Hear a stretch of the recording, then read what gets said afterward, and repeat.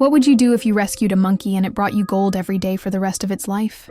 That question, simple yet sharp as a thorn, grew into one of the oldest tales of the kingdom of Indar, a story told around fire pits, sung by wandering minstrels, and whispered by mothers to restless children. It began not in the courts of kings or the palaces of princes, but in the cracked mud hut of a man who had nothing. Kalu was his name. He lived on the edge of Kato village, where the earth baked into clay in the dry season and split open with weeds in the wet. His hut leaned like an old man with a crooked back, and his patch of farmland had long since lost its strength. Kalu owned little more than a rusted hoe, a straw mat, and a stubborn hope that tomorrow might be gentler than today. He was not a man given to complaining. He laughed with children when he could, fixed broken fences when neighbors asked, and shared what crumbs he had with beggars. Yet hunger weighed on him like a stone. His ribs showed through his skin. His sandals had more holes than leather. In the village, people liked him well enough, but pitied him too. Kalu, they would say, is a man who works hard but is followed by bad luck like a shadow. Women fetching water clucked their tongues when they saw him. Old men shook their heads. Children sometimes asked him if the gods had forgotten his name. Kalu only smiled. He had no wife, no children, no cattle to tend. The earth was his only companion, and often his cruelest enemy. One afternoon, when the sun boiled the sky and vultures circled lazily above, Kalu took his knife and rope and went into the forest in search of firewood. The path was long, winding past anthills as tall as men and trees whose roots coiled like serpents. The forest was alive with the chatter of birds and the rustle of unseen creatures. It was then he heard it, a cry unlike any he had heard before. It was not the cry of a child, though it had desperation. It was not the cry of a bird, though it pierced the air. It was wild, sharp, filled with pain and fear. Kalu froze. He tightened his grip on his knife. Perhaps it is a trap, he muttered to himself. Hunters often set snares and sometimes left dangerous beasts writhing in them. Yet the sound pulled at his heart. Against his better judgment, he followed it. Through the ferns and thorns, he came upon a sight that would change his life forever. A monkey, black as midnight, hung tangled in a hunter's net. Its eyes gleamed with a strange intelligence, almost human. It thrashed wildly, its small hands bleeding from the struggle. Every time it tried to bite the ropes, the cords cut deeper. The monkey saw Kalu and shrieked, baring its teeth. Fear radiated from its small body. Kalu crouched low, voice soft. "Peace, little one. I will not harm you." The monkey stilled, breathing hard, eyes locked on him. Kalu drew his knife. His hands shook, for hunters punished those who tampered with their traps. But his heart would not let him walk away. With careful cuts, he sliced the cords. The monkey wriggled free, stumbling to the ground. For a moment it crouched, chest heaving, then it looked up at him. Its gaze lingered, deep and unsettling, as if memorizing his face. Then without a sound it vanished into the trees. Kalu sighed, wiping sweat from his brow. "Strange fellow," he murmured. "May you live free." He thought nothing more of it. That night, he returned to his hut with little wood and less food. He slept hungry, as he often did. At dawn, as the rooster crowed, Kalu stirred on his straw mat. Something hard pressed against his ribs. He reached under the mat and pulled out a lump of gold the size of a mango seed. He blinked. Gold. Real, heavy, gleaming gold. His breath caught. He looked around his empty hut.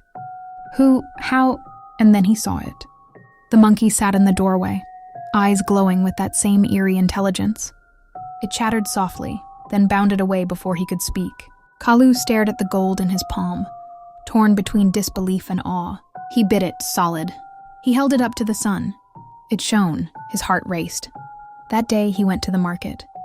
Carefully he traded the gold for grain, beans, and a clay pot. The merchant squinted suspiciously but accepted the trade. Kalu returned home with food enough for weeks. The next morning when he awoke, another piece of gold lay by his mat. And again, the monkey waited in the doorway. So it continued. Every dawn without fail, the monkey brought gold. Kalu's hut no longer leaked when it rained. His belly no longer growled with hunger. He bought oxen to plow his stubborn soil, tools that shone like mirrors, and clothes of good cloth. His life transformed, but with change came whispers. At first, the villagers rejoiced. "Kalu is blessed," they said. "The gods have remembered his name." He shared food with the hungry, gave grain to widows, and paid for repairs to the village well. But soon envy sharpened their voices. Where does his wealth come from? No man becomes rich overnight without trickery. Perhaps he found a treasure buried in the forest. Or perhaps he deals with spirits.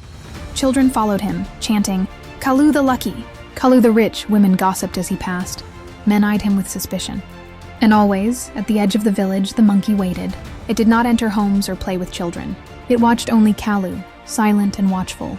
Far away in the capital of Indar, King Wenga sat upon a throne of ivory and gold. His belly was vast, his fingers heavy with rings. He was known as Mwenga the Fat, not only for his body but for his greed. He taxed salt, fish, even the songs of minstrels. His coffers overflowed, yet his hunger for wealth was never satisfied. So when rumors reached him of a poor farmer who had become rich overnight, his ears pricked like a hound's. "Bring me this man," he commanded. Messengers rode out, soldiers marched to Cato, and soon Kalu stood trembling in the marble hall of the palace. The king's voice boomed, "Farmer, from what mine do you dig your wealth?" Kalu bowed low. "Great king, Before he could finish, the monkey leapt onto his shoulder. Gasps filled the hall. The king's eyes widened. He leaned forward, lips curling. "So, this is the source." He licked his lips like a man before a feast. "The beast belongs to me." The monkey snarled, clinging to Kalu. Wenga's face darkened. "Then you and your creature shall be mine." "Guards, seize them!" Chaos erupted. Soldiers lunged. The monkey screeched, biting hands, toppling spears. Kalu fled, the monkey guiding him through corridors, out a side gate, into the night. For weeks, Kalu and the monkey hid in forests, caves, abandoned shrines. The king's men scoured the land. Villagers were questioned, beaten, bribed. Some gave false directions to protect Kalu. Others betrayed him out of fear. Each dawn, the monkey still brought gold, but the gift grew heavy. Kalu whispered to himself, "This gold will be my death." One night, as he warmed his hands over a small fire, he spoke to the monkey. "Friend, your gift brings me food, but it also brings hunters. What is it you want from me?" The monkey only stared, eyes glowing like coals. It said nothing, but its gaze seemed older than the forest itself. At last, the monkey led Kalu to the great river, whose waters ran swift and wide, said to be older than kings. Its roar filled the air. On the bank, the monkey pressed one final piece of gold into Kalu's hand. Then it stepped into the river. The waters shimmered. Light burst forth. Before Kalu's eyes, the monkey transformed into a statue of pure gold, its form radiant, its eyes eternal. Kalu fell to his knees, tears streaming. "No, my friend."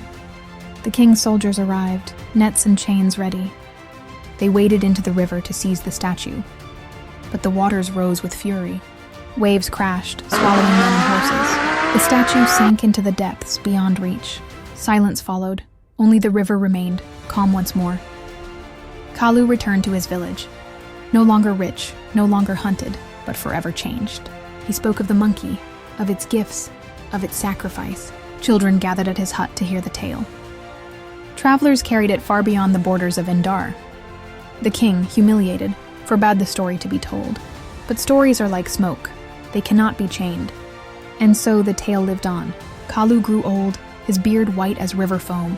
He died poor but remembered, not as the man who owned gold, but as the man chosen by the golden monkey. And even now, when the river shines beneath the moon, some say the statue still glimmers below, guarding its secret.